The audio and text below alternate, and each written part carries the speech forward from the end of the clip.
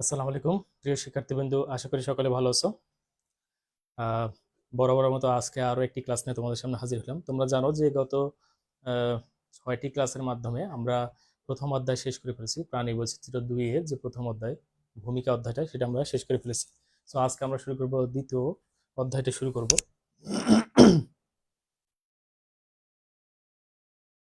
সকলে দ্রুত জয়েন করে ফেলো।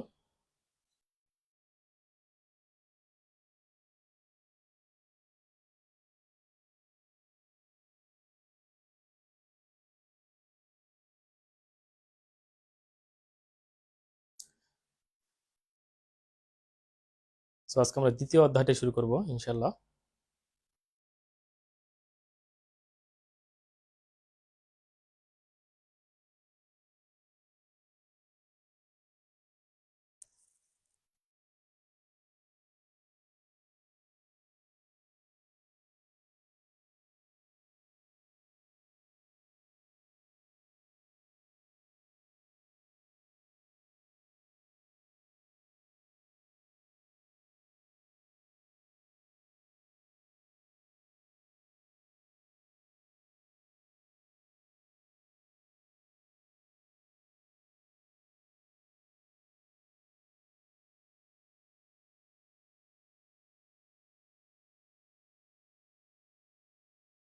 মিশু, ওয়ালাইকুম আসসালাম।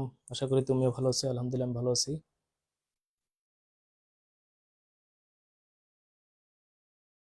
তো যাই হোক, তাহলে যেটা বলছিলাম আর কি, তো আমাদের আজকের ক্লাসটা আমরা এখনই শুরু করে দেবো। সো আমরা বলেছি যে আমরা প্রাণী বৈচিত্র্য 2 এটা নিয়ে আমরা অধ্যয়ন করছি, এবং প্রাণী বৈচিত্র্য 2 এর আমরা প্রথম অধ্যায়টা শেষ করে ফেলেছি, এবং এখন আমরা দ্বিতীয় অধ্যায় শুরু করতে যাচ্ছি আর কি।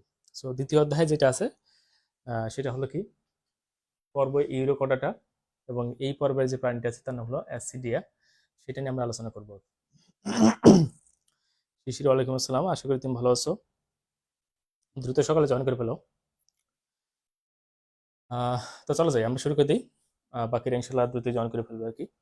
তো আমরা যে বিষয় নিয়ে আজকে আলোচনা করবো, আমরা বললাম যে অ্যাসিডিএসি, অ্যাসিডিয়া, অ্যাসিডিয়া নিয়ে আমরা আলোচনা করব।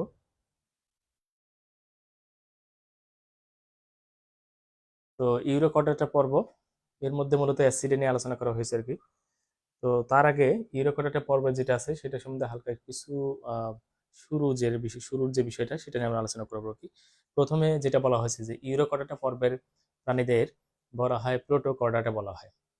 ইউরোকর্ডাটা পর্বের প্রাণীদের কি বলা হয়? প্রোটোকর্ডাটা বলা হয়ে থাকে। তো এদেরকে কেন প্রোটোকর্ডাটা বলা হয়ে থাকে সেটা তোমরা সকলেই অলরেডি জানো। তো তারপরেও হালকা আজকে আমরা বলে যাচ্ছি আর কি। তো আমরা জানি যে ভাটিবাটা, যে ভাটিবাটা একটা উপপর্ব আছে, এবং এর সাথে আরো দুটি উপপর্ব আছে। কর্ডাটার 3টি উপপর্ব। এক হলো ইউরোকর্ডাটা, 2 সেফালোকর্ডাটা, আর 3 হলো ভার্টিবাটা।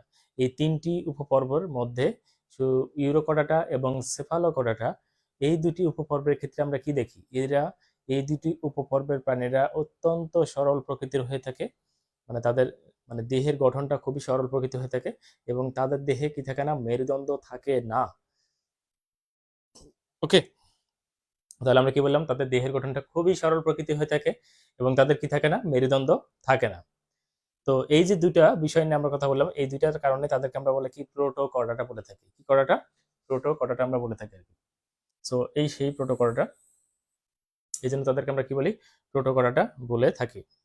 তো আশা করি সকলে বুঝতে পারতেছো। তাহলে আমরা কি বললাম? যে মেরুদণ্ডী মেরুদণ্ড থাকবে না, এবং তাদের দেহের গঠনটা কি হবে? খুবই সরল প্রকৃতি হয়ে থাকবে। সো এরকম হলে তাদেরকে আমরা কি বলবো? প্রোটোকর্ডাটা বলে থাকবো আর কি। ওকে, সো আশা করি সকলে বুঝতে পেরেছো আর কি। তাহলে যদি প্রশ্ন আসে যে প্রোটোকর্ডাটা কাদের বলা হয় বা প্রোটোকর্ডাটা কি, তাহলে অবশ্যই নিশ্চয়ই অ্যান্সার করতে পারবে। তো ডিরেক্টলি বলে দেবা যে ইউরোকর্ডাটা এবং সেফালোকর্ডাটা উপপর্বের প্রাণীদের জীবনের গঠন, তাদের দেহের গঠনটা খুবই সরল প্রকৃতির হয়ে থাকে, এবং তাদের দেহে কি থাকে? মেরুদণ্ড থাকে না। এই জন্য তাদেরকে বলা কি? প্রোটোকর্ডাটা বলা হয়ে থাকে। সো যাই হোক, এটুকুন লিখলে কিন্তু ফুল মার্কস পেয়ে যাবো আশা করি। সো এবার আসো। সো আমরা ইউরোকর্ডাটা যে আমরা মিনিংটা জানি আর কি। ইউরোকর্ডাটা, ইউরোকর্ডাটা, এই ইউরোকর্ডাটা যে উপপর্ব, তো সেই উপপর্বের কিন্তু এই যে ইউরোকর্ডাটার যে মিনিং আছে, ইউরোস অর্থ হলো লেজ। ইউরোস মানে কি? লেজ। গ্রিক শব্দ ইউরোস অর্থ হলো লেজ। এবং কটা শব্দ তো দ্বন্দ্ব বা রজ্জু বা দড়ি, সেটা আর কি। তাহলে কটা মানে হলো কি দ্বন্দ্ব বা রজ্জু, এটা। তো তার মানে কি দাঁড়াচ্ছে, ইউরো কটাটা মানে হলো কি যাদের কি আছে, আহ দ্বন্দ্ব আছে। কোথায় আছে দ্বন্দ্ব? লেজে দ্বন্দ্ব আছে বা দড়ি আছে, তাদেরকে আমরা কি বলবো, ইউরো কটাটা বলে থাকবো। তো আশা করি সকলে বুঝতে পেরেছো আর কি। সো এখান থেকেই কিন্তু এই উপপর্বের নামকরণটা করা হয়েছে আর কি। সো এবং আহ, এদের একটা বিশেষ বৈশিষ্ট্য আছে যে তাদের লার্ভা দশায় এদের নটোকট লেজ অঞ্চলে থাকে। যখন তারা লার্ভা দশায় থাকবে, তাদের নটোকট কোথায় থাকবে? লেজ অঞ্চলে থাকবে আর কি। লার্ভা দশার নটোকট কোথায় থাকবে? লেজ অঞ্চলে থাকবে আর কি। ওকে। বাট কি হবে, পূর্ণাঙ্গ প্রাণী যখন হয়ে যাবে তখন তার নটোকট কি হয়ে যাবে? বিলুপ্ত হয়ে যাবে। খুবই ভাইটাল কিন্তু একটা কথা কিন্তু এটা, যে যখন তারা লার্ভা দশায় থাকবে তখন তাদের কি থাকবে? আহ, নটোকট থাকবে, লেজে অবস্থান করবে আর কি। কিন্তু যখন পূর্ণাঙ্গ প্রাপ্ত হয়ে যাবে তখন কিন্তু এই নটোকট কি হয়ে যায়? বিলুপ্ত হয়ে যায় আর কি। সো খুবই গুরুত্বপূর্ণ একটা বিষয় এটা। সো আশা করি সকলে ভালো করে মনে রাখবে এটা। তো পারছো, এদের দেহ একটি বিশেষ আবরণ দ্বারা আবৃত থাকে আর কি। একটি বিশেষ আবরণ দ্বারা কি থাকে? আবৃত থাকে আর কি।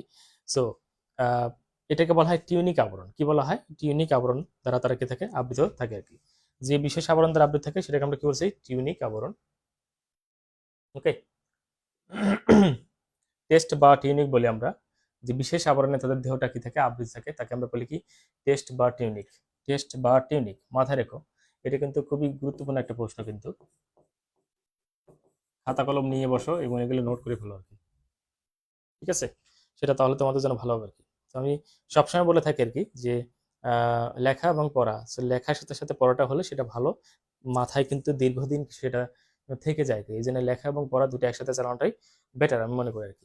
তো যেটা বলছিলাম আর কি আমরা, যে তাদের দেহ অর্থাৎ এই যে এই ইউরোকটাটা পর্বের যে সকল প্রাণী আছে তাদের দেহ যে আবরণ দ্বারা আবৃত থাকে, সেই আবরণের নাম হলো কি? টিউনিক আবরণ।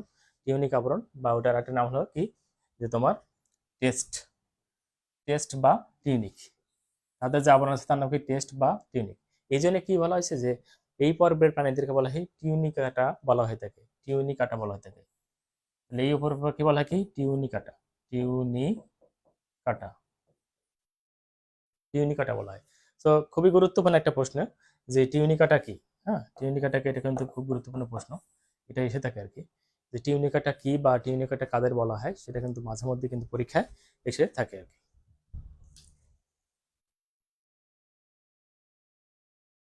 ঠিক আছে, টিউনিকাটা কি, এটা কিন্তু পরীক্ষায় এসে থাকে আর কি। ওকে। তো যদি আসে যে টিউনিকাটা কাদের বলা হয়, তোমরা বলবো যে ইউরোকটাটা পর্বের যে প্রাণী আছে তাদের দেহে যে আবরণ আছে, সেই আবরণকে বলা হয় টিউনিক বলা হয়। সো এরকম আবরণ যে সকল প্রাণীর দেহে আছে তাদেরকে আমরা বলি কি? টিউনিকাটা বলি। সো আবার পিন পয়েন্টে কিন্তু ডিরেক্টলি অ্যান্সার করা যেতে পারে আর কি। তো সেক্ষেত্রে কি বলবা, যে ইউরোকটা পর্বের প্রাণীদেরকে বলা হয় কি? টিউনিকাটা বলা হয়ে থাকে। সো এইভাবে অ্যান্সার করা যেতে পারে। আর যদি ব্যাখ্যা দাও তাহলে বলবা যে ইউরোকটা পর্বের যে সকল প্রাণী আছে তাদের দেহে একটা আবরণ থাকে, সেই আবরণ হলো টেস্ট বা টিউনিক। আর এই টেস্ট বা টিউনিক থাকার কারণে ইউরোকটার পর্বের প্রাণীদেরকে বলে কি? টিউনিকাটা বলা হয়ে থাকে আর কি। তো আশা করি সকলে বুঝতে পেরেছো।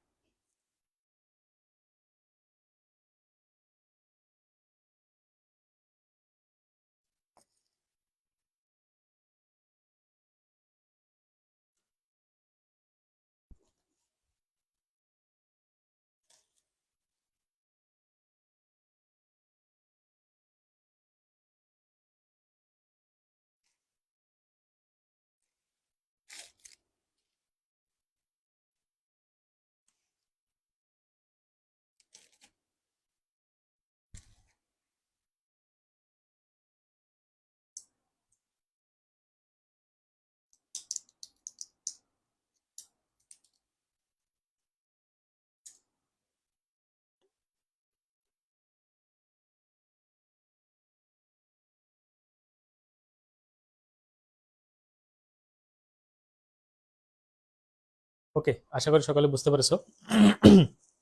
তাহলে এখানে কিন্তু আমরা অলরেডি দুটো গুরুত্বপূর্ণ প্রশ্ন পেয়ে পেলাম। একটা প্রশ্ন পড়লাম যে প্রোটোকরাটা কাদের বলা হয়, এটা একটা প্রশ্ন। আর দুই নম্বর প্রশ্ন পড়লাম যে টিউনি কাটা কাদের বলা হয়ে থাকে, টিউনি কাটা কাদের বলা হয়ে থাকে। সো এরকম দুটো আমরা প্রশ্ন করে ফেললাম।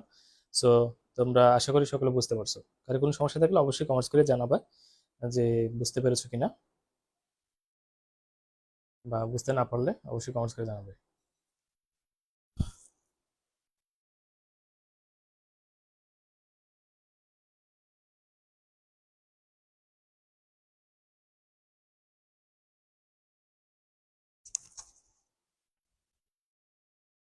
ওকে, আসো নেক্সট অংশে আমরা চলে যাচ্ছি আর কি।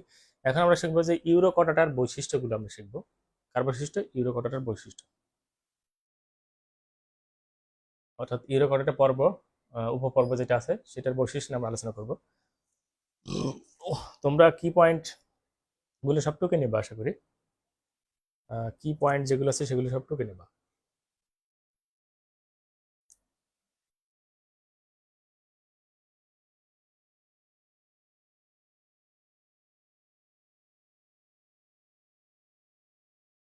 যেগুলো কি পয়েন্ট আছে সেগুলো টুকে নেবা। ওকে, সো চলো যাই, শুরু করে দিই আমরা। তো ইউরো কটাটার সাধারণ বৈশিষ্ট্য, এইটা সাধারণ বৈশিষ্ট্য আকারে এসে থাকে আর কি। বা ডিরেক্টলি বৈশিষ্ট্য আকারে আসতে পারে যে ইউরো কটাটার বৈশিষ্ট্যগুলো কি সেগুলো লেখা আর কি। তো সেভাবে তোমরা দিতে পারো। অথবা অনেক সময় আসলে ইউরো কটাটার বিশেষ কিছু বৈশিষ্ট্য আছে সেগুলো নিয়ে আলোচনা করো। তো কোনগুলো বিশেষ বৈশিষ্ট্য সেগুলো আমি আগে উল্লেখ করে দেবো। এগুলো বিশেষ বৈশিষ্ট্য, তোমরা সেগুলো যদি কোনো কারণে এইভাবে প্রশ্নটা আসে যে বিশেষ বৈশিষ্ট্যগুলো লেখো, তাহলে সেগুলো তুমি তোমাকে আমি উল্লেখ করে দেবো যে এইগুলো হলো বিশেষ বৈশিষ্ট্য। আর এমনি ইন জেনারেল যে বৈশিষ্ট্যগুলো আছে সাধারণ বৈশিষ্ট্য, সেগুলো তুমি বিশেষ বৈশিষ্ট্য প্লাস সাধারণ বৈশিষ্ট্য সবকিছু মিক্সার করে তুমি লিখতে পারবে, তাতে কোনো সমস্যা নেই আর কি। তো চলো যাই আমরা শিখে ফেলি। আমি কিন্তু তোমরা খাতা নিয়ে বসবে এবং খাতাতে পিন পয়েন্টে জাস্ট হলো মেইন মেইন ওয়ার্ড যেগুলো ইম্পর্টেন্ট সেগুলো কিন্তু টুকে নেবো আর কি, এবং সেগুলো চেষ্টা করবো আর কি ফিডব্যাক দেওয়ার জন্য আর কি। তো চলো যাই আমরা শুরু করি আর কি।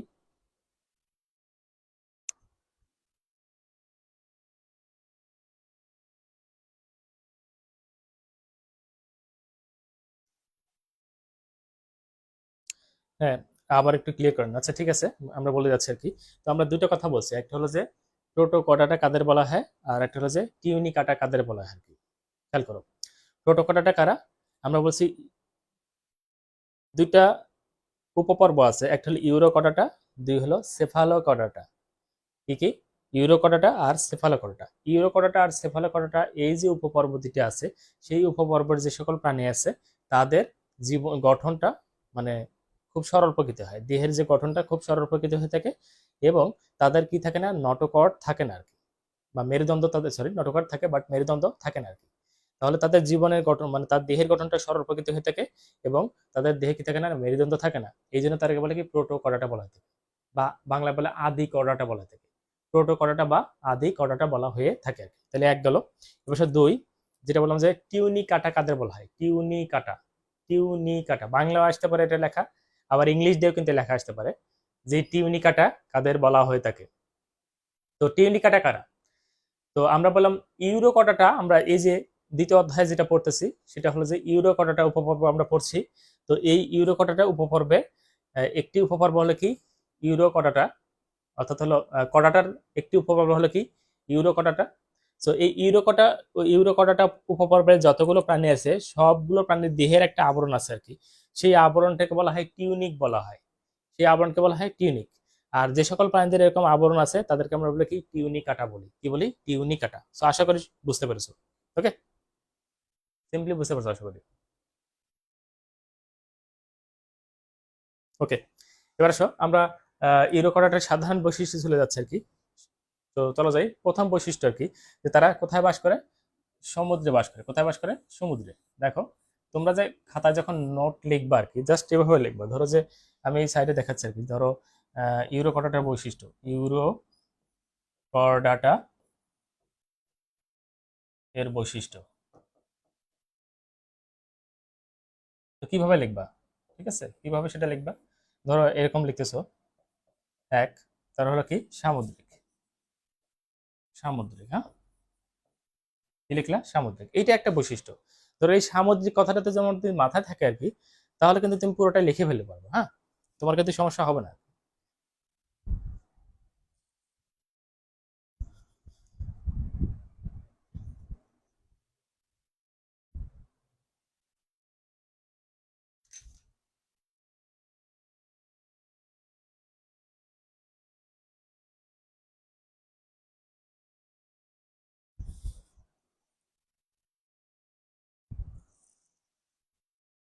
ওকে, সো বুঝতে পারছো আর কি। তাহলে আমরা এখানে শুধু তুমি কি লিখলাম যে সামুদ্রিক প্রাণী তারা, এটা একটু লিখলে আর কি। এবার আসো 2 নাম্বার পয়েন্টে চলে যাচ্ছি। 2 নাম্বার আমরা কি বললাম যে তারা একক বা দলবদ্ধভাবে বসবাস করতে পারে। তোমরা এখানে কি লিখবা, এখানে লিখবে যে একক বা দলবদ্ধভাবে বসবাস করে, একক বা দলবদ্ধভাবে, দলবদ্ধভাবে। এই যে লিখে রাখলা, যে এখান থেকে তুমি কিন্তু অটোমেটিক বুঝে যাবে আসলে একক বা দলবদ্ধভাবে কি মিন করছে আর কি। অর্থাৎ তারা কি করবে, বসবাস করবে, একা একা বাস করবে, আর না হলে পুরো দল মিলে একসাথে কি করবে, বসবাস করবে, সেই কথাটা এখানে বলা হয়েছে। ওকে, হয় একা একা বাস করবে, না হয় পুরো দল মিলে কি করবে, বসবাস করবে, সেই কথাটা এখানে বলা হয়েছে। তাহলে দেখো, এবং আমার সাথে তোমরা একটু জাস্ট মনোযোগ দাও, দেখবে যে এখানে মুখস্থ হয়ে গেছে। আমরা এক কি বললাম যে তারা হলো কি সামুদ্রিক, এক তারা সামুদ্রিক, দুই তারা একা একা বাস করতে পারে আবার দলবদ্ধভাবে বসবাস করতে পারে, দুই গেল। এবার 3 নাম্বার, 3 নাম্বার হচ্ছে তাদের যে পূর্ণাঙ্গ প্রাণী থাকে আর কি, সেই পূর্ণাঙ্গ প্রাণী, তো সেই পূর্ণাঙ্গ প্রাণী কিভাবে থাকে, তারা হলো নিশ্চল জীবন যাপন করে, নিশ্চল পূর্ণাঙ্গ। ধরো এটা একটা প্রাণী, সে কি আছে, যখন সে পূর্ণাঙ্গ বড় প্রাণী হয়ে যায়, একটা প্রাণী হয়ে গেছে, তখন সে কোনো কিছুর সাথে এরকম লেগে থাকে আর কি, লেগে এরকম আটকে থাকে, নড়াচড়া করে না কিন্তু। এই যে নিশ্চল শব্দ হলো যে একদম স্থির হয়ে যেখানে থাকবে সেটা হলো কি নিশ্চল। একদম ধরো এখানে নড়াচড়া করতেছে না, একদম লেগে গেল আর কি। কিন্তু যে সে যখন লার্ভা দশা ছিল তখন কিন্তু সে মুক্ত প্রাণী ছিল, অর্থাৎ এভাবে সে, এই যে এভাবে সে যাচ্ছিল আর কি, পানির মধ্যে সাঁতার কাটতেছিল, সাঁতার কাটতেছিল, সাঁতার কাটতে কাটতে কাটতে কাটতে মনে হলো যে আমার হাতের উপরে এসে বসবে, হাত না, ধরো সমুদ্রের নিচে তারা বাস করে বা সমুদ্রে বাস করে, সমুদ্রে কোনো একটা পাথর বা কোনো কিছুর সাথে এভাবে লেগে গেল আর কি। এই যে লেগে আটকে গেল, এই যে আটকে গেছে, আর কিন্তু এখান থেকে সে নড়বে না আর কি, এভাবে তার জীবন কিন্তু পার করে দিবে আর কি। তাহলে পূর্ণাঙ্গ অবস্থায় তারা নিশ্চল, বাট লার্ভা অবস্থায় কি থাকে, তারা মুক্তভাবে কি করে চলাচল করতে পারে আর কি।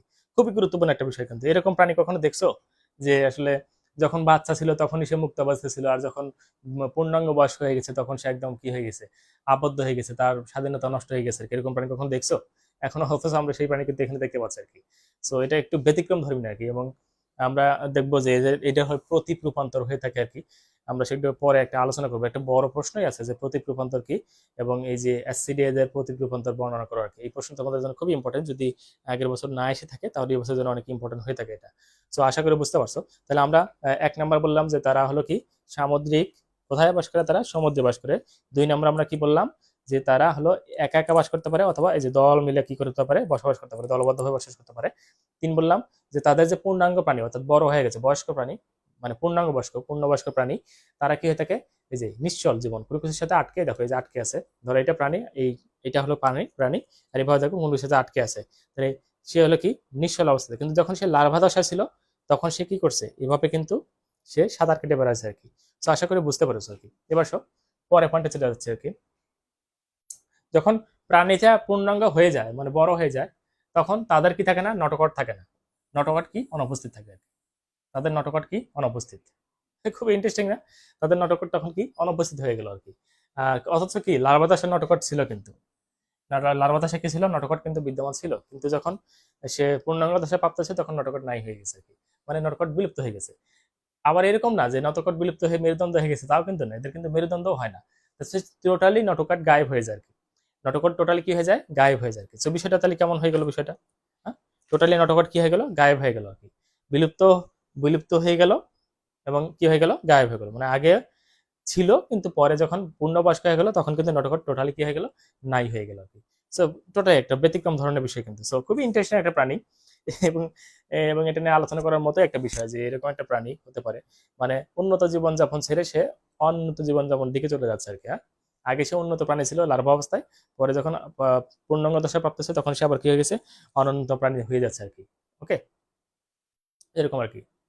ধরো তোমার এরকম বিষয়টা অনেকটা এরকম যে তুমি ছোটবেলায় যখন শিশু অবস্থায় ছিল আর কি, তখন তুমি সাঁতার কেটে ঘুরে বেড়াতে আর কি, খুব মজায়। কিন্তু বড় হয়ে গেছে যখন, তখন সাঁতার তো কাটতে পারো না, এক জায়গায় যে আটকে তো আছে, আটকেই আছো, গাছের মতো দাঁড়ায় আছো, আর নড়াচড়ার কোনো সুযোগ নেই। একদম হুবহু এই কথাটাই এখানে হয়েছে আর কি। ওকে, আশা করি বুঝতে পারছো আর কি। তাহলে দেখো 1 নাম্বার কি শিখলাম, যে তারা হলো সামুদ্রিক প্রাণী, এক কি তারা সামুদ্রিক প্রাণী। 2 নাম্বার কি শিখলাম, যে তাদের কি থাকে, হ্যাঁ, তারা একা একা বাস করতে পারে অথবা কি দলবদ্ধভাবে বসবাস করতে পারে। 3 নাম্বার শিখলাম যে পূর্ণাঙ্গ প্রাণী কি থাকে, নিশ্চল অবস্থা থাকে, মানে নড়াচড়া করতে পারে না, কিন্তু লার্ভা দশা তারা কি, তারা মুক্তভাবে চলাচল করতে পারতো আর কি। এবার 4 নাম্বার পয়েন্টে চলে যাচ্ছি। আমরা কি বললাম, যে পূর্ণাঙ্গ প্রাণীতে কি থাকে, নটকট থাকে না, কিন্তু লার্ভা দশায় কি ছিল, নটোকট বিদ্যমান ছিল। তাহলে পূর্ণাঙ্গ পানিতে নটোকট থাকে না, কিন্তু লার্ভা দশায় কি ছিল, নটোকট বিদ্যমান ছিল। পূর্ণাঙ্গ পানিতে নটোকট থাকে না, কিন্তু লার্ভা দশায় কি ছিল, নটোকট বিদ্যমান ছিল। ওকে, পূর্ণাঙ্গ দশায় নটোকট থাকে না, কিন্তু লার্ভা দশায় কি ছিল, নটোকট বিদ্যমান ছিল। হয়ে গেল কয় নাম্বার, 4টা। অনেকগুলো পয়েন্ট কিন্তু আছে। এবার তারপরে পয়েন্টে চলে যাচ্ছে আর কি। লার্ভা দশায় লেজ অঞ্চলে নটোকট বিদ্যমান থাকে। আচ্ছা, তাদের যে লার্ভা দশায় যে নটোকট থাকে সেটা কোথায় থাকে, লেজে থাকে আর কি। কারণ তোমাদের কি মনে আছে যে ইউরো কর্ডাটা, ইউরো মানে কি লেজ, কর্ডা মানে কি রজ্জু। সো ওই রজ্জুটা কোথায় ছিল, লেজে ছিল। সেখান থেকে কিন্তু এই কথাটা আসছে কি, যে ভালো কথা। আমরা বললাম যে পূর্ণাঙ্গ দশায় নটোকট থাকে না, ভালো কথা, কিন্তু লার্ভা দশায় নটোকট থাকে, ওকে ভালো কথা। লার্ভা দশায় নটোকট কোথায় থাকে, তখন তার পরে প্রশ্ন কিন্তু অটোমেটিকলি চলে আসে আর কি। কোথায় থাকে সে, সে থাকে হলো কোথায়, সে হলো লেজে থাকে। তাদের কোথায় থাকে, লেজে বিদ্যমান থাকে।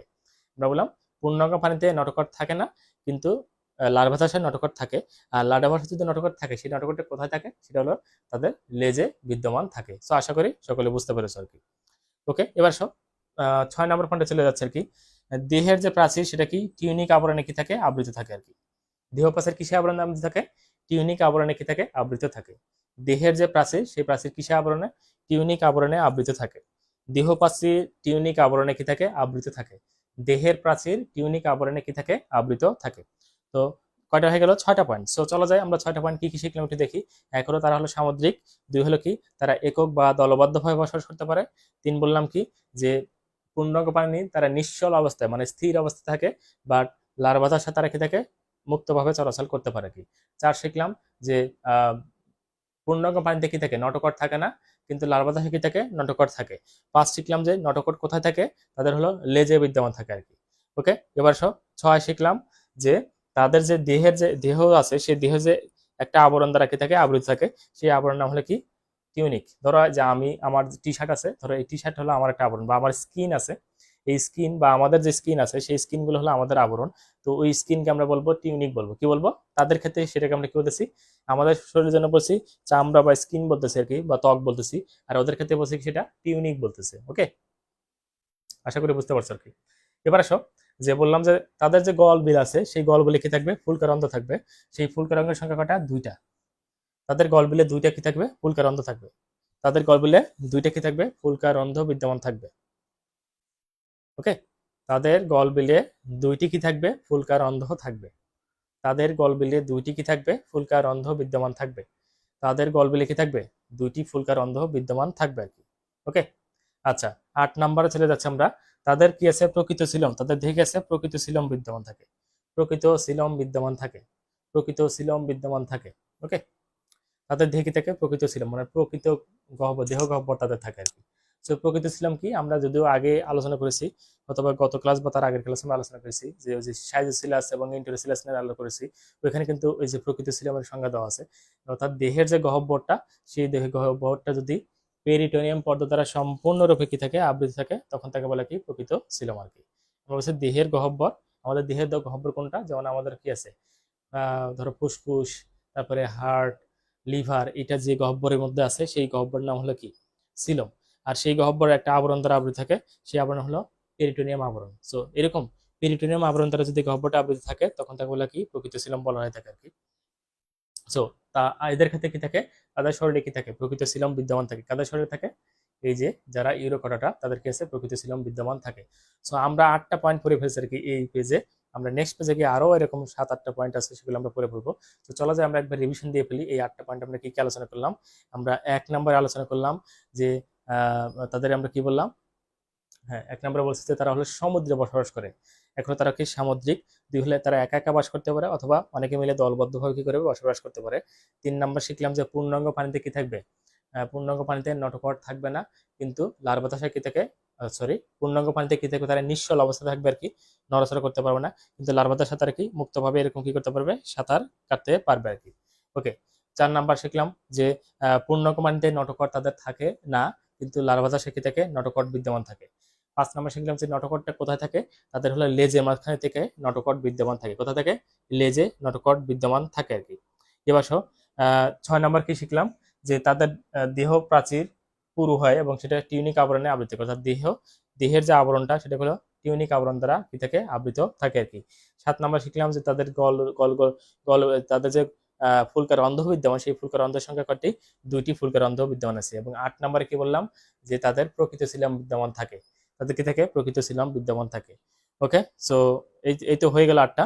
সো কারো কোনো সমস্যা থাকলে কমেন্টস করে জানাও, আমি একটু সময় দিচ্ছি তোমাদের আর কি।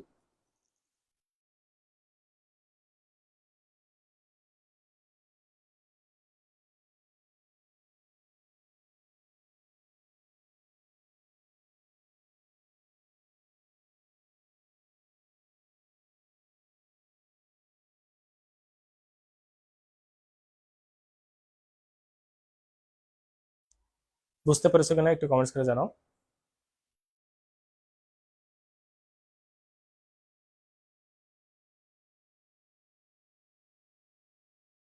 ওকে, ফাহিমা বলেছো প্রবলেম নেই, very good.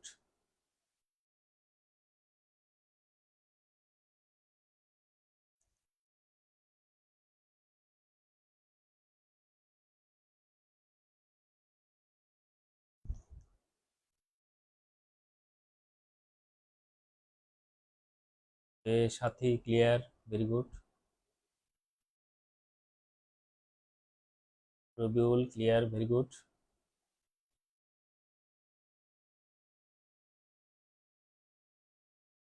Nasifa clear, very good. তো আমার মনে হয় সকলে বুঝতে পেরেছো, তোমাদের এই কয়েকজনের কমেন্ট শুনে বুঝে ফেলেছি যে কোনো সমস্যা নেই। তারপরে যদি কারো কোনো সমস্যা থাকে অবশ্যই কমেন্টস করে, আমার সামনে ল্যাপটপ আছে এবং আমি দেখতে পাচ্ছি আর কি। সো তোমরা কমেন্টস করলে আমি দেখতে পাবো। হ্যাঁ, আমার সামনে ল্যাপটপ আছে, কোনো সমস্যা নেই। ওকে, শিশির ক্লিয়ার। ওকে, সো চলো যাই, আমরা পরবর্তী অংশে চলে যাচ্ছি। তার বললাম যে রক্ত সংবহন তন্ত্র বদ্ধ ধরনের। তাদের রক্ত সংবহন কেমন ধরনের? বদ্ধ ধরনের। এটা একটু বোঝার বিষয় আছে আর কি। হ্যাঁ, এবং হৃৎপিণ্ড মূলা আকৃতির। মূলা, আর এটা বোঝানোর দরকার নেই, মানে হৃৎপিণ্ডের আকৃতি হলো মূলার মতো আর কি। মূলা চেনো তো? আশা করি চেনা লাগবে না। কিন্তু আমাকে একটু জানাবা যে রক্ত সংবহন তন্ত্র বদ্ধ, এটা সম্বন্ধে তোমার ধারণা ক্লিয়ার আছে কিনা? রক্ত সংবহন তন্ত্র বদ্ধ ধরনের, এটা সম্বন্ধে ধারণা ক্লিয়ার আছে কিনা? যদি না থাকে একটু কমেন্টস করে জানাও, আমি সেটা নিয়ে আলোচনা করবো আর কি। তাদের বদ্ধ রক্ত সংবহন তন্ত্র থাকে আর কি। তাদের রক্ত সংবহন তন্ত্র কেমন? বদ্ধ ধরনের।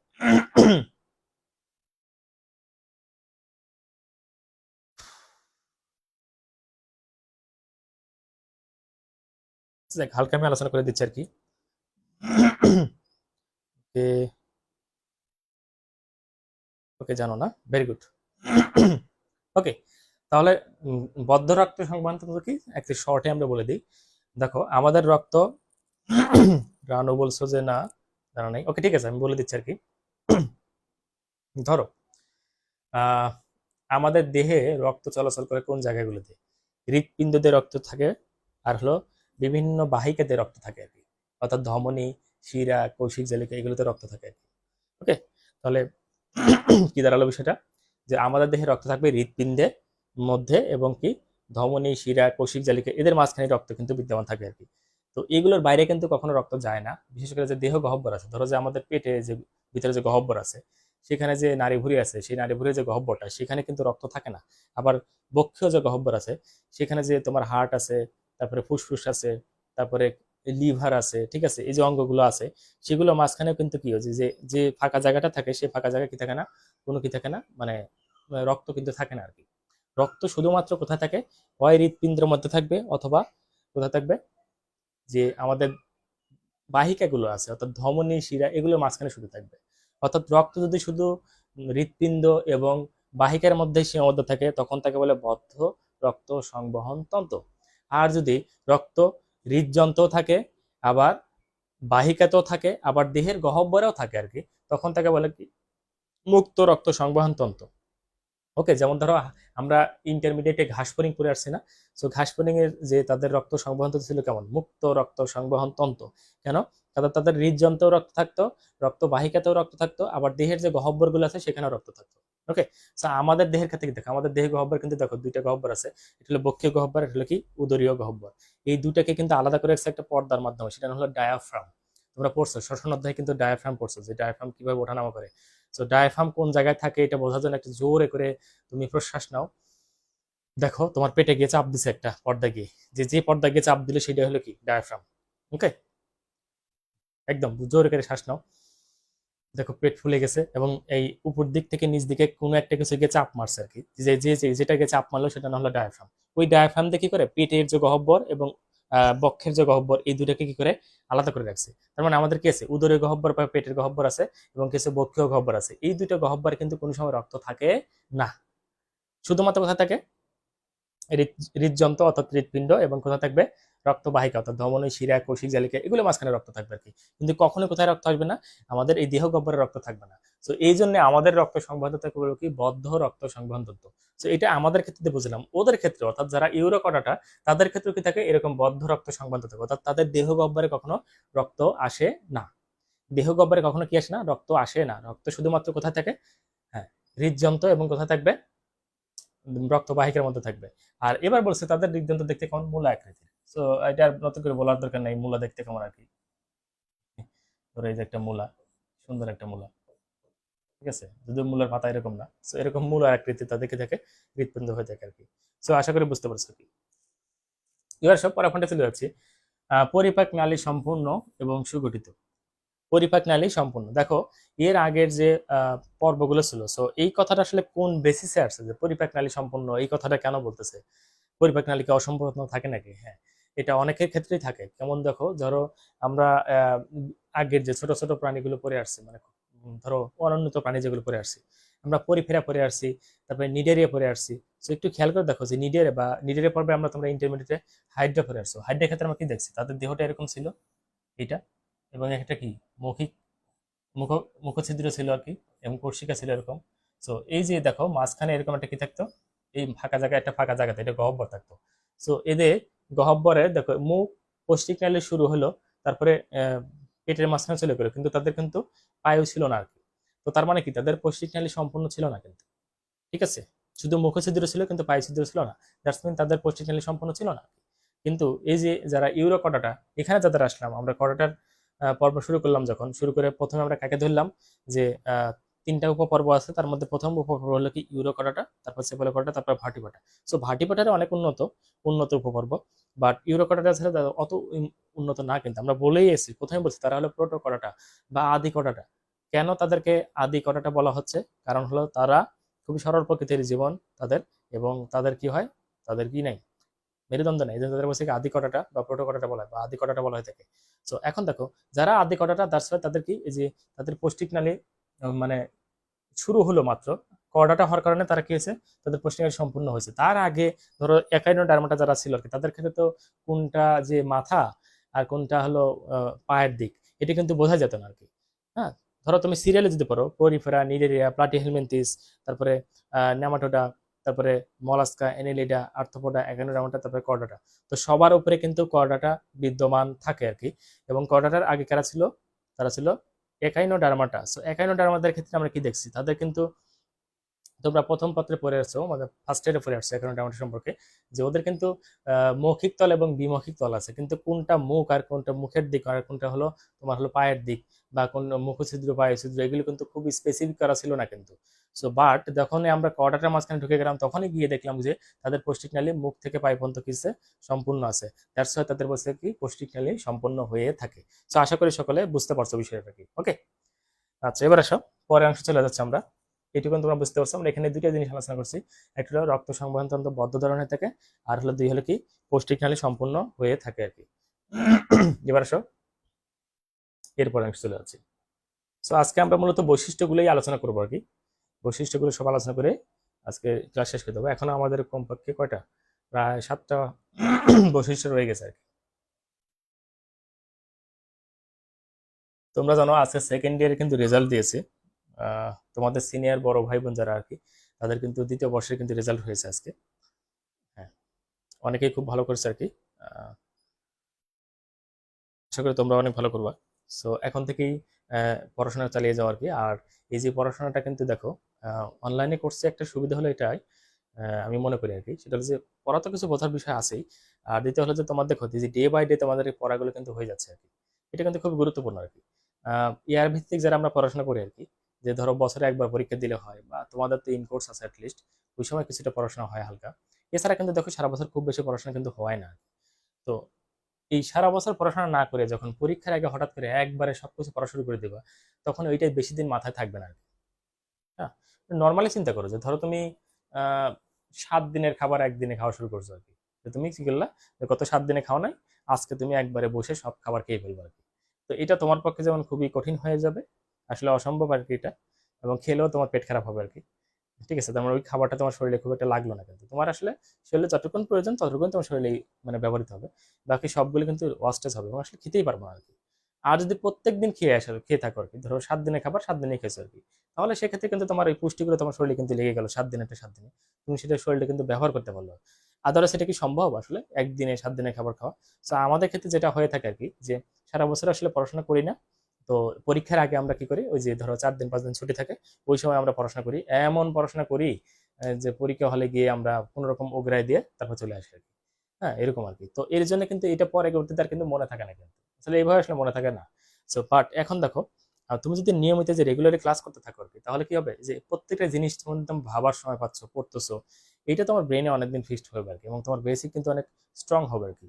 হ্যাঁ, ন্যাশনাল ইউনিভার্সিটি স্টুডেন্ট হিসেবে তুমি কিন্তু নিজেকে একদম সঠিক জায়গায় নিয়ে যেতে পারবা, এবং তোমার মধ্যে কোনো ল্যাকনেস থাকবে না, যে না ঠিক আছে আমি তো পড়াশোনা করে আসছি, আমার এই কোর্সগুলোর সম্বন্ধে আমার ডিপ নলেজ আছে, বিশেষ করে প্রাণীবিদ্যার যে নলেজগুলো তোমাদের দরকার আর কি।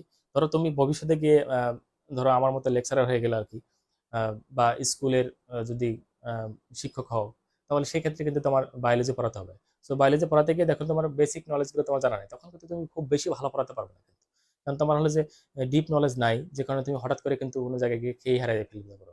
তো এটা তোমার জন্যই ক্ষতিকর আর কি। তো এই জন্য আমি মনে করি যে এই কোর্সটা তোমাদের জন্য অনেক বেশি উপকারী। সকলের আসলে মানে কোর্সে যুক্ত থাক বা না থাক সেটা ইম্পর্টেন্ট না, কিন্তু সকলেরই প্রতিদিন পড়া উচিত আর কি। প্রতিদিন পড়লে কি সেটা অনেক ভালো হয় আর কি। ওকে, যাই হোক, রবিউল কমেন্টস করছে, স্যার ভাগ্য ভালো স্যার, আমরা আপনার ক্লাস নিয়মিত করতে পারছি। আহ, ও সবই উপর আল্লাহর দয়া আর কি। হঠাৎ করে মনে হলো যে আমি অনলাইনে কোর্স শুরু করবো আর কি, এবং তোমাদেরও একটা আগ্রহ ছিল আর কি, তুমিও আমাকে বলেছিলে স্যার কোর্স খুললে ভালো হয় আর কি, ওই জন্য আসলে খোলা আর কি। আর আমি আগেও বলেছি আসলে এই অনলাইনে যে আমি কোর্স করাই আর কি, অনার্সের কোর্সগুলো, সেগুলো আসলে আমার হলো প্যাশন থেকে করাই আর কি, সম্পূর্ণ প্যাশন। মানে আমার কিন্তু আলহামদুলিল্লাহ আমার কিন্তু ইন্টারমিডিয়েটে যথেষ্ট স্টুডেন্ট আছে আর কি, অনেকগুলো ব্যাচ পড়াই আমি এখানে। কিন্তু কত চাপের মধ্যেও যে তোমাদের এসে পড়াচ্ছি, এটাই আমার জন্য অনেক ডিফিকাল্ট কিন্তু, মানে সারাদিন আমি ব্যস্ত থাকি, এর মধ্যে আবার শিট রেডি করতে হয়, এই করতে হয়, সেই করতে হয়, আবার তোমাদেরও এগুলো নিয়ে লেগে পড়ছি, তোমাদেরও শিট রেডি করতে হয়। তো তোমাদের প্রথমার্ধে শিট রেডি হয়ে গেছে প্রায়, আজকে ইনশাল্লাহ ক্লাস শেষ করে বাকি যেটুকুন কাজ আছে করে দিয়ে দেবো তোমাদের আর কি। আমি হোয়াটসঅ্যাপ গ্রুপে কিন্তু দিয়ে দেবো তোমাদের, হ্যাঁ, প্রথমার্ধের শিটটা দিয়ে দেবো ইনশাল্লাহ, ওটা পেয়ে যাবে। সো এগুলো সব মিলে একসাথে খুব বড় একটা কাজের মধ্যে পড়ে গেছে আর কি। তো কিছুদিন আমার উপর খুব চাপ যাবে ইনশাল্লাহ, আশা করি আমি এই সয়ে নিতে পারবো চাপটা। তো যাই হোক, এই আর কি, মানে আমার প্যাশন থেকে কিন্তু তোমাদের এটা পড়ানো, তাছাড়া কিন্তু আমার খুব বেশি প্রয়োজন নাই আসলে পড়ানোর, জাস্ট প্যাশন থেকে তোমাদের পড়ানো আর কি। ওকে, যাই হোক মিশু, আলহামদুলিল্লাহ সত্যি এইটা অনেক ভালো, হেল্পফুল, ভেরি গুড। হ্যাঁ, তারপরে স্যার পরীক্ষার আগে কি আমরা সিলেবাস শেষ করতে পারবো? আচ্ছা, পরীক্ষা এটা একটা কোশ্চেন আর কি, যে স্যার আমরা কি করতে পারি, পরীক্ষাকে শেষ করতে পারবো কিনা? ইনশাল্লাহ শেষ করতে পারবো। ধরো আমি এখন সপ্তাহে 3 দিন ক্লাস নিচ্ছি, অনেক সময় 3 দিন হয় না, অনেক সময় কোনোদিন ছুটি খাই, মানে কোনো কারণে ক্লাস নেওয়া হয় না। তো রমজান শেষ হলে তখন আমরা ক্লাসের পরিমাণ বাড়িয়ে দিতে পারি, এটা একটা বিষয়। আর যদি দেখি যে পরীক্ষার মানে টাইম ঘনিয়ে আসতেছে, অবশ্যই আমরা তখন 3 দিন ক্লাস নিয়ে, অনেক সময় 4 দিন 5 দিন ইভেন 6 দিনও ক্লাস নিতে পারি আর কি। বা আমরা লং ক্লাসও নিতে পারি, ধরো 1 ঘন্টা ক্লাস 2 ঘন্টা ক্লাস নিলাম, এরকম নিতে পারি আর কি। এভাবে আমরা করতে থাকবো ইনশাল্লাহ যতটুকু পারি। আমার প্রচেষ্টা থাকবে, আল্লাহ যদি সুস্থ রাখে আমাকে, ইনশাল্লাহ আমি শেষ করার চেষ্টা করবো আর কি, এবং শেষ করবো ইনশাল্লাহ। ওকে, তো যাই হোক, চলো যাই আমরা বাকি অংশটা আমরা শেষ করে ফেলি আর কি। আর আমরা এখন একটু স্লো যাচ্ছি আর কি, কেন স্লো যাচ্ছি, কারণ হলো তোমাদের শুরু করতেছি। কোনো কিছু শুরুতেই অনেক ফাস্ট গেলে হবে কি, তোমার জন্য সেটা অনেক কঠিন হয়ে যাবে, তোমার কাছে মনে হয় যে কি পড়তেছি, এত কঠিন কেন, এরকম মনে হবে। দ্যাটস আমি সেই অনুভূতিটা তোমাকে দিতে চাই না আর কি। আমি আস্তে আস্তে তোমাকে ইউজ টু করে নেবো, পরে গিয়ে আমি টান দেবো, তখন তুমি বুঝতে পারবে না। হ্যাঁ, তো প্রথমত তোমাকে অভ্যস্ত করতে হবে, আমার সাথে তোমার অভ্যস্ততার একটা বিষয় আছে আর কি, যে আমার ক্লাসগুলো তুমি স্টাইলটা, ক্লাসের ধরনগুলো তুমি যখন বুঝে যাবে, তখন আমার পড়ানোর অল্প পারালে তুমি বুঝে যাবে আর কি বিষয়গুলো, তো তখন আমি খুব দ্রুত যেতে পারবো আর কি। ওকে, তো চলো যাই বাকি বৈশিষ্ট্যগুলো শেষ করি আমরা। আচ্ছা, তো দেখো, যে সকল পূর্ণাঙ্গ প্রাণী আছে তাদের কি অগ্রপ্রান্তে 2টি ছিদ্র থাকে আর কি। অগ্রপ্রান্তে থেকে 2টি ছিদ্র, ধরো এটা একটা প্রাণী, আমি চিত্র দেখাই।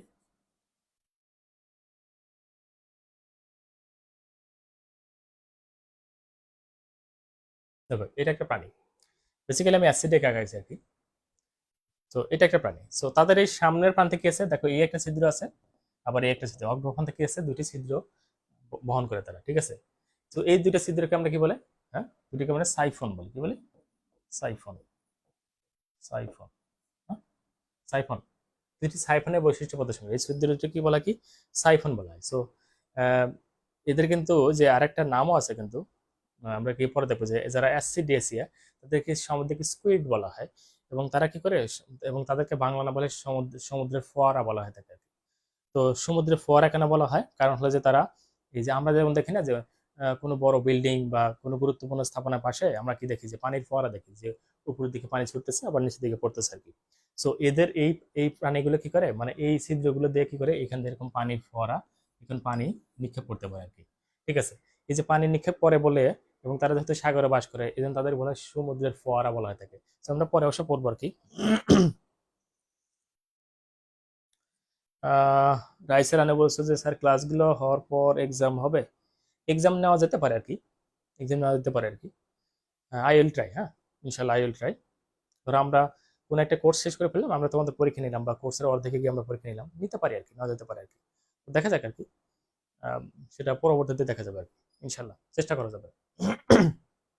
ওকে, সো আমরা বললাম কি তাদের কি দুইটা কি থাকে, তাদের যে অগ্রপ্রান্তে সম্মুখ দিকে আছে দুইটা ছিদ্র থাকে, সাইফনের বৈশিষ্ট্য দ্বারা প্রদর্শন করে থাকে।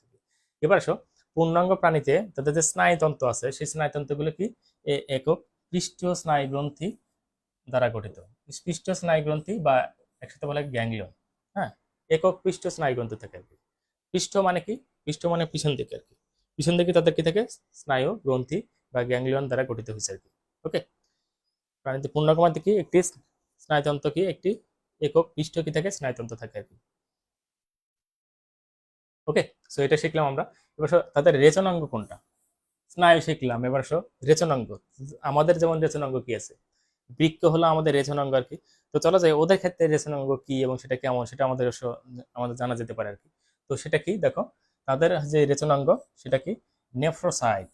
দেখো আমাদের রেচন অঙ্গের ক্ষুদ্রতম একক হলো কি নেফ্রন, রেচন অঙ্গের ক্ষুদ্রতম একক কি নেফ্রন।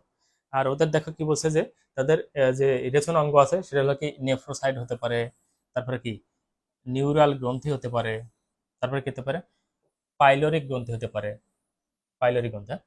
তাহলে কি কি থাকে, নেফ্রোসাইট, রেচনাঙ্গ হলো নেফ্রোসাইট, বা কি নিউরাল হিসেবে কি থাকে নিউরাল গ্রন্থি, তারপর কি পাইলোরিক গ্রন্থি, এগুলো তাদের রেচনাঙ্গ হিসেবে কি করে কাজ করে থাকে আর কি।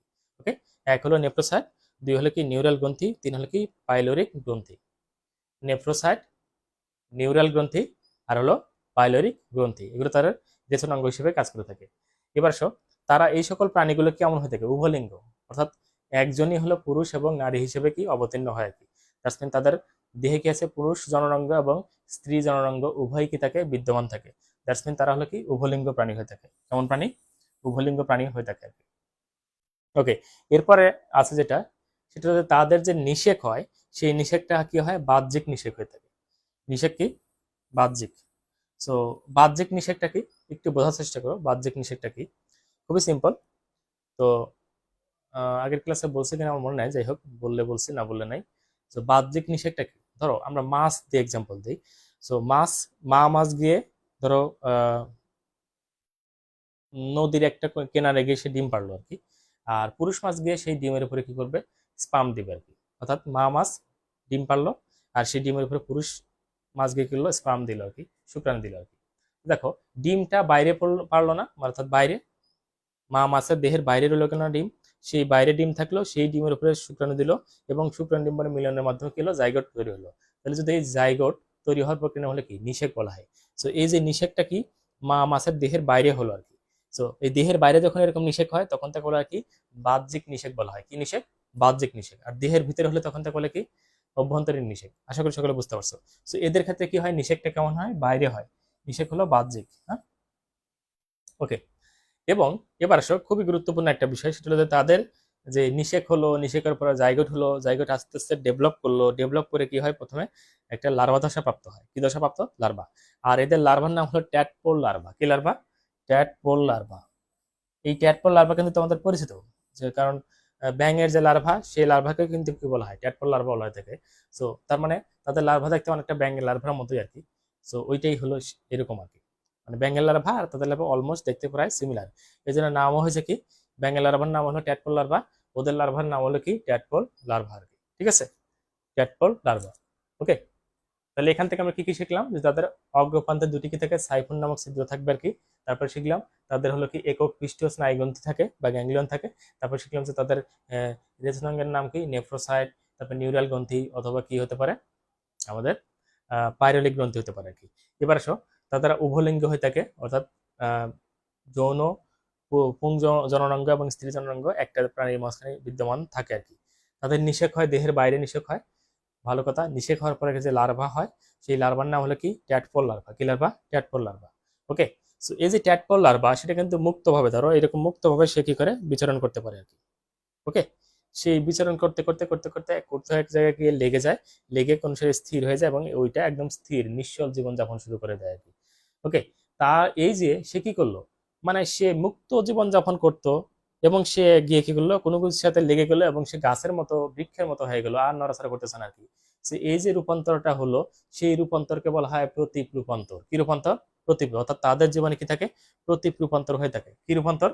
প্রতীপ রূপান্তর। প্রতীপ রূপান্তর, তাদের কি থাকে, প্রতীপ রূপান্তর হয়ে থাকে। প্রতীপ রূপান্তর মেইনলি যে কথাটা আর কি, উন্নত বৈশিষ্ট্য ছেড়ে নিম্ন বৈশিষ্ট্যের দিকে ধাবিত হওয়াটাই হলো কি প্রতীপ রূপান্তর। ওকে, উন্নত বৈশিষ্ট্য ছেড়ে নিম্ন বৈশিষ্ট্যের দিকে ধাবিত হওয়াটাই হলো কি প্রতীপ রূপান্তর। উন্নত বৈশিষ্ট্য ছেড়ে নিম্ন বৈশিষ্ট্যের দিকে ধাবিত হওয়াটাই হলো কি প্রতীপ রূপান্তর। একদম সহজ কথা।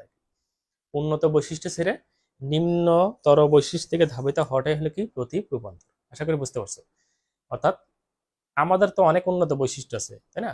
তো ধরো আমাদের কিডনি আছে, হার্ট আছে, লিভার আছে, এইগুলো ফেলে ফুলে দিয়ে আমরা একদম প্লেন হয়ে গেলাম, তাহলে উন্নত হয়ে গেলাম না? বা আমাদের মেরুদণ্ড আছে মনে করো, তো আমি চিন্তা করলাম যে ঠিক আছে, মেরুদণ্ড আস্তে আস্তে ক্ষয়প্রাপ্ত হয়ে গেল, হয়ে দেহ থেকে মেরুদণ্ড বিলীন হয়ে গেল। এবার আমরা কি মেরুদণ্ড না থাকলে তো এরকম দাঁড়ায় থাকতে পারবো না, তো আমরা কি করবো, কি করবো, যে কেঁচোর মতো এরকম এরকম এরকম এরকম করে চলাফেরা করে শুরু করে দেবো। তাহলে কি আমরা আমাদের উন্নত বৈশিষ্ট্য ছেড়ে বললাম না, ছেড়ে কি অনুন্নত বৈশিষ্ট্য ছেড়ে গেলাম না, অনুন্নত বৈশিষ্ট্য। তো এদের ক্ষেত্রে কি হয়, তারা উন্নত বৈশিষ্ট্য ছেড়ে অনুন্নত বৈশিষ্ট্য চলে যায়। আর এই ধরনের রূপান্তরকে আমরা কি বলবো, প্রতীপ রূপান্তর। প্রতীপ রূপান্তর নিয়ে পরবর্তীতে আবারও ডিটেলস আলোচনা করা আছে, সেখানে আমরা আরো ডিটেলস আলোচনা করবো। আশা করি সমস্যা নেই। সো এই হলো মোটামুটি আমরা এদের বৈশিষ্ট্য নিয়ে আলোচনা করে ফেললাম। আমি শুধু একবার হাইলাইট করব, হাইলাইট করে আজকের মতো এখানে শেষ করে দেবো ইনশাল্লাহ। ওকে, আমরা প্রথমে পড়ছি যে প্রোটোকটাটা কারা, অর্থাৎ বলছি যে ইউরোকটাটা এবং সেফালোকটাটা যারা আছে, তাদের ক্ষেত্রে কি হয়, তাদের দেহের গঠনটা সরল প্রকৃতির এবং তাদের কি থাকে, নটকট থাকে না। তো এই জন্য তাদেরকে বলে, এটাকে বলে কি প্রতীপ রূপান্তর, সরি, এটাকে বলে কি, এই জন্য তাদের আদি কটাটা বা প্রোটোকটাটা বলা হয়ে থাকে। দুই শিখলাম যে টিউনিকাটা কারা, আমরা বললাম যে ইউরোকটাটা পর্বের প্রাণীদের দেহে একটা আবরণ দ্বারা আবৃত থাকে, অর্থাৎ টিউনিক আবরণে আবৃত থাকে। আর যাদের দেহে এরকম টিউনিক আবরণে আবৃত থাকে তাদেরকে বলে কি টিউনিকাটা বলা হয়ে থাকে। এবার চলে গেলাম আমরা বৈশিষ্ট্য, চলে গেলাম আমরা বৈশিষ্ট্য শিখলাম যে তারা হলো এক হলো কি, তারা সামুদ্রিক। তারপর শিখলাম যে তাদের দেহের যে একটা আবরণ আছে, সেই আবরণ হলো টিউনিক আবরণ, সেই টিউনিক আবরণ দ্বারা থেকে থাকে আবৃত থাকে। এবার সাথে শিখলাম যে তাদের ফুলকা রন্ধ্রের সংখ্যা কয়টা, দুইটি। অর্থাৎ এখানে ফুলকায় যে রন্ধ্র ছিদ্র থাকে, সেখানে কয়টি ছিদ্র থাকে, দুইটি ছিদ্র থাকে আর কি। তারপর শিখলাম যে তাদের সিলম কেমন, প্রকৃতি সিলম ধরনের থাকে। তারপর শিখলাম যে তাদের রক্ত সংবন্ধন কেমন হয়ে থাকে, তারা বদ্ধ ধরনের রক্ত সংবন্ধন হয়ে থাকে। তারপর শিখলাম তাদের পরিপাক নালী সম্পূর্ণ, অর্থাৎ মুখ থেকে পায়ে পর্যন্ত কি থাকে, বিস্তৃত থাকে আর কি। তারপর শিখলাম যে তাদের দেহের সম্মুখ প্রান্তে দুটি ছিদ্র থাকে, যা সাইফনের বৈশিষ্ট্য কি করে বহন করে থাকে আর কি। এবার শিখলাম তাদের কি থাকে, একক পৃষ্ঠ স্নায়ুগ্রন্থি বিদ্যমান থাকে আর কি। এবারকে শিখলাম তাদের রেচনাঙ্গের নাম হলো কি নেফ্রোসাইট বা নিউরাল গ্রন্থি বা পাইলোরিক গ্রন্থি হয়ে থাকে আর কি। এবার তারা উভলিঙ্গ হয়ে থাকে, অর্থাৎ তাদের পুরুষ এবং স্ত্রী জননাঙ্গ কোথা থেকে একটা প্রাণীতে বিদ্যমান থাকে, দ্যাটস মিন তারা হলো উভলিঙ্গ প্রাণী হয়ে থাকে। এবার শিখলাম তাদের নিষেক কি দেহের বাইরে হয়ে থাকে, অর্থাৎ বাহ্যিক নিষেক হয়ে থাকে। আর এইরকম হওয়াটাকে বলে কি প্রতীপ রূপান্তর বলা হয়ে থাকে। তো আশা করি সকলে বুঝতে পেরেছো আর কি। ওকে, সকলে বুঝতে পেরেছো আর কি। ওকে, কার কোনো সমস্যা থাকলে কমেন্টস করে জানাও, আমরা ক্লাস এখনই শেষ করে দেবো। যদি তারপর সমস্যা থাকে জানাও। নেটের সমস্যা কার হচ্ছে, আমার নাকি তোমাদের, বুঝতে পারতেছি না।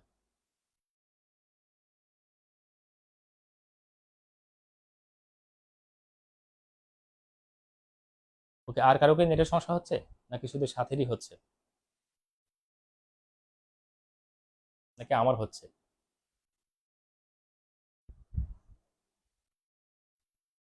ওকে, নেটে একটু প্রবলেম করতেছিল আর কি। তো আমাদের ক্লাস তো মোটামুটি শেষ। কারো কোনো সমস্যা আছে কি? থাকলে একটু বলো, যদি সেই সমস্যাটা বলে শেষ করে দেবো আর কি।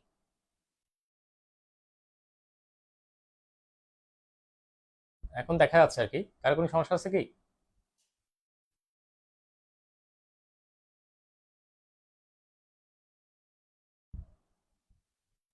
বুঝতে পেরেছো কিনা একটু কমেন্টস করে জানাও। হ্যাঁ, এখন নেট ঠিক হয়ে গেছে, এখন দেখতে স্যার বাফারিং করছে না।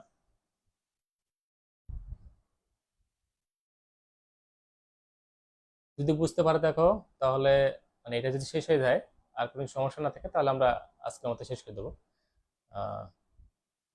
নেটে একটু সমস্যা হচ্ছে, বোঝা যাচ্ছে আর কি। ওকে, মিশু বলছে কোনো সমস্যা নেই, ভেরি গুড। রবিউল বলছে কোনো সমস্যা নেই, ভেরি গুড।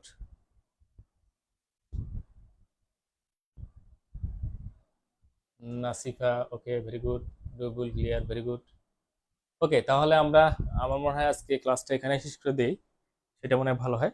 তো যাই হোক, সকলে ভালো থেকো। আমাদের আজকে তো বুধবার আর কি, তো বুধবারে ক্লাস হলো, পরবর্তী যে ডেতে আমাদের ক্লাস আছে সেদিনে আমরা ক্লাস নেবো ইনশাল্লাহ।